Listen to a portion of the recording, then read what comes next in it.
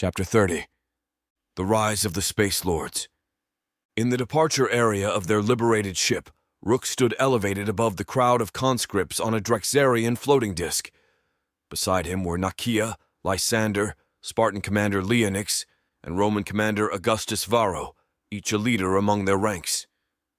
The atmosphere was charged with a sense of anticipation. They had successfully wrested control of the ship from the Drexarians, a monumental feat that had seemed impossible mere days before. Before them, the conscripts gathered, their eyes reflecting the uncertainty of the moment. They had been through so much, their spirits battered by the relentless demands of their oppressors. But now, there was a flicker of something that had been long suppressed, the possibility of freedom and choice. Rook, his chest adorned with the emblem of the Space Lords, a phoenix with a sword standing proudly behind it, addressed the conscripts. His voice, amplified by their internal communication system, resonated throughout as if he were standing alongside them. Fellow conscripts, today marks the beginning of a new chapter. You now have a choice that was stolen from us the moment we were forced into servitude. You can take this pill provided by our allies, the Sirens of Tenebris, and join the ranks of the Space Lords. This will grant you abilities beyond what you have known and free you from the control of the Drexarians. Or you can choose to remain as you are. Either way, from this moment, you are free. The words hung in the air, a promise of liberation that many had dreamed of, but never dared to believe could be a reality. Marcus, Cora's subcommander, signaled his troops to proceed to move among the conscripts, distributing the pills. Each conscript took one, their hands trembling with excitement. Without hesitation, as if driven by a collective will for freedom and empowerment, every conscript swallowed the pill. A wave of transformation swept through the crowd. The emblem of the Space Lords began to appear on each of their chests, a symbol of their new identity and allegiance. The transformation was more than physical. It was a rebirth of hope, a reclaiming of agency that had been cruelly stripped from them. The conscripts, now Space Lords, looked at each other with a newfound sense of camaraderie and purpose. Rook watched the scene with a sense of pride and responsibility. Together, we are stronger. Together, we will chart a new course, not as slaves, but as protectors, as warriors. Our fight is not over, but now we fight on our own terms. Commanders Leonix and Varro nodded in agreement, their expressions steadfast. They knew the challenges ahead would be daunting, but the unity of the Space Lords gave them hope. The transformation of the conscripts into Space Lords was not just a physical change, but also a profound mental and spiritual shift. As each individual assimilated the powers bestowed upon them by the Sirens of Tenebris, they found themselves endowed with a new understanding, a new perspective that transcended their previous existence. Among these newfound abilities was the capacity to understand the language of the Sirens of Tenebris, facilitating a deeper communication and bond between the two groups. The Sirens, addressing the newly transformed Space Lords, conveyed a message of unity and equality. We are all one and the same, they communicated, their voices a harmonious blend of strength and wisdom. In our struggle against the Drexarians, no one is above the other. We stand together as equals, regardless of our origins or species. This message resonated deeply with the Space Lords, reinforcing the sense of unity that had been growing among them. The Sirens went on to reveal their own history, a tale of betrayal and loss that mirrored the experiences of the conscripts. We too were once conscripts under the Drexarians, warriors forced to fight in their endless conquests. But when we no longer served their purpose, our home world was decimated. We stand before you as survivors, as rebels against an empire that values power over life. The revelation was a sobering reminder of the fate that awaited worlds and species that fell under the Drexarian shadow. The Siren story was not just a tale of their past, it was a warning for the future, particularly for Earth.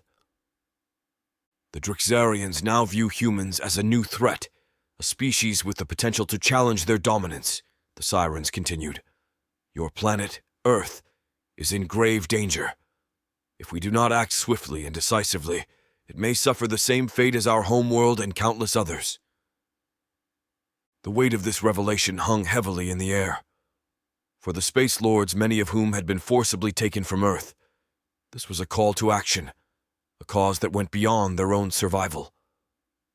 They were now part of a larger struggle, a fight not just for their freedom but for the safety of their home planet and the prevention of further atrocities by the Drexarians. After the Sirens of Tenebris shared their harrowing tale and the dire warning for Earth, a solemn silence filled the room. It was Rook, stepping forward, his voice firm with resolve, addressed the group. We have a duty, not just to ourselves, but to those we left behind on Earth. We must stand with the Sirens of Tenebris and oppose the Drexarians. We must protect our world and ensure that no other world suffers the same fate. Nakia then stepped forward, her expression resolute, embodying the newfound strength and purpose of the Space Lords. We, the Space Lords, stand with the Sirens of Tenebris, Nakia declared, her voice echoing with conviction. Together, we pledge to oppose the tyranny of the Drexarians. We will fight not just for our own freedom, but for the safety and sovereignty of all worlds threatened by their oppression. Her pledge was a powerful affirmation of the Alliance, a bond forged in the fires of resistance. Lysander, his demeanor reflecting the stoic and disciplined spirit of a Spartan warrior, stepped forward to lead the Space Lords and Sirens of Tenebris in a solemn oath. His voice, deep and resonant, carried the weight of centuries of warrior tradition. By the might of our forebears, under the gaze of the eternal stars, we the Space Lords forge our unyielding oath.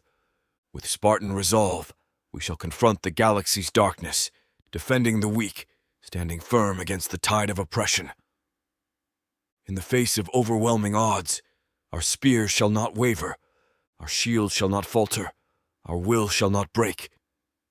With every breath, we vow to uphold the warrior's honor, to battle with courage, to fight for the freedom of all. In this sacred brotherhood, we find our strength. In the valor of our hearts, we find unity. This oath, forged in the fire of our resolve, resonates through the cosmos, a Spartan pledge to stand as guardians, as bastions of hope and valor. As Lysander's voice faded, a wave of strength swept through the ranks of the Space Lords. They had come from different worlds and different walks of life, but now they stood together, united by a common cause and a sacred oath. The Sirens of Tenebris, witnessing this moment of unity and commitment, expressed their support and readiness to join forces in the impending battles. The alliance between the Space Lords and the Sirens was more than a strategic partnership. It was a union of spirits, of beings who had seen the depths of darkness and chose instead to reach for the light. Together, they began to strategize, planning their next move against the Drexarians. With each plan and discussion, their resolve strengthened, their alliance deepened. They were no longer disparate groups struggling for survival. They were a united front, a beacon of hope in a galaxy overshadowed by fear and oppression. In the command center of their reclaimed ship, Rook, Nakia, Lysander, Spartan Commander Leonix, Roman Commander Augustus Varro, and representatives of the Sirens of Tenebris gathered around a holographic map of the galaxy. The atmosphere was tense but focused as they plotted a major assault on the Drexarian fleet. They knew time was of the essence. They had to strike hard and fast before the Drexarians could adapt to their new tactics. As they discussed potential targets and strategies, Lysander lightened the mood with his characteristic humor. Turning to one of the Sirens of Tenebris, with whom he had somewhat fought and admired for their strength in battle, he quipped, "You know, calling you all Siren of Tenebris just doesn't seem right. You need a name, something more personal." The Siren, a figure of both mystery and strength, replied calmly, "We are all Sirens of Tenebris. We have forsaken our individual names to become a unified force against the Drexarians." Lysander, with a playful smirk, retorted, "Well, That's a bit formal for my taste. How about I call you Mitch? Seems like a solid name for a fierce warrior like yourself. The siren looked at Lysander, a hint of amusement in their otherwise stoic demeanor. If it pleases you, you may call me Mitch, though it holds no significance for us. The brief exchange brought a round of chuckles and light-hearted glances among the group, easing the tension momentarily. With Lysander's jesting subsiding, they refocused on the task at hand. Nakia laid out their strategy. Our goal is to launch simultaneous attacks on hundreds of Draxarian ships. We'll use our new capabilities and the element of surprise to our advantage. It's a bold move, but it's our best chance to deal a significant blow to their forces. Absolutely, Rook agreed with Nakia. Our assault needs to be swift and precise. The Draxarians are widespread across many galaxies, and their numbers could be overwhelming. We don't have exact figures on their fleet size, but we have the element of surprise and advanced technology on our side. He turned to the holographic map, zooming in on various sectors. We'll utilize the ship-to-ship transporter in Zahak's throne room. It's our key asset for this operation. We can use it to transport our forces directly onto Draxarian ships, taking them by surprise. Lysander chimed in, his strategic mind at work. If we deploy groups of 100 Space Lords to each ship, we can overwhelm them. 100 may seem like a small number against a Draxarian crew, but with our enhanced abilities and their lack of preparedness, it tips the scale in our favor.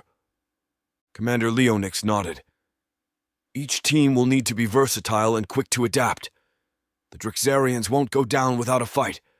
We'll need to secure the ship's control centers and disable their weapon systems as fast as possible. Commander Varro added, after the initial strike, all teams will retreat to the Krinis cluster. It's a strategic location, and Korra's regiment has already started liberating ships and taking them there. It will be our rallying point and a safe haven for the ships we free. The Sirens of Tenebris will assist in coordinating the attacks, said one of the Sirens. Our knowledge of Draxarian communication protocols can help disrupt their networks, giving us an advantage during the assault. Rook looked around the room, his gaze meeting each of his allies. This plan requires precise execution and unwavering courage. It's a massive undertaking, but it's our best chance at dealing a significant blow to the Draxarian forces. Nakia summarized their strategy. We strike hard and fast, liberate as many ships as possible, and then regroup in the Krinis cluster. From there, we can assess our position and plan our next move.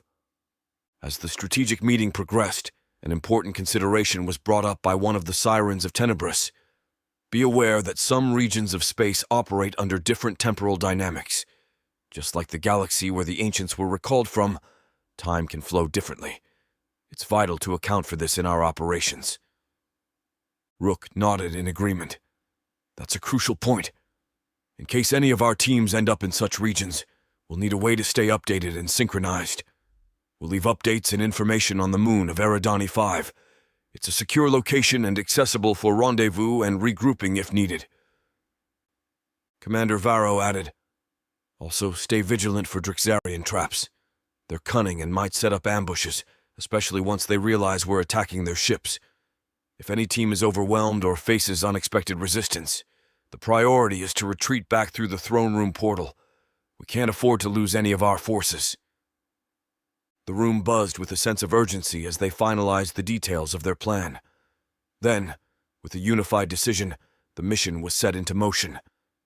Information about the operation was transmitted instantly to each Space Lord through their advanced communication systems. In mere moments, every Space Lord was briefed, aware of their role, the potential risks, and the plan of action. Rook stood up, his voice steady and clear. The mission is a go. We start building our Space Lord fleet now. This is more than a battle. It's the beginning of a campaign to turn the tide in this war. The assembly dispersed to prepare for the imminent assault.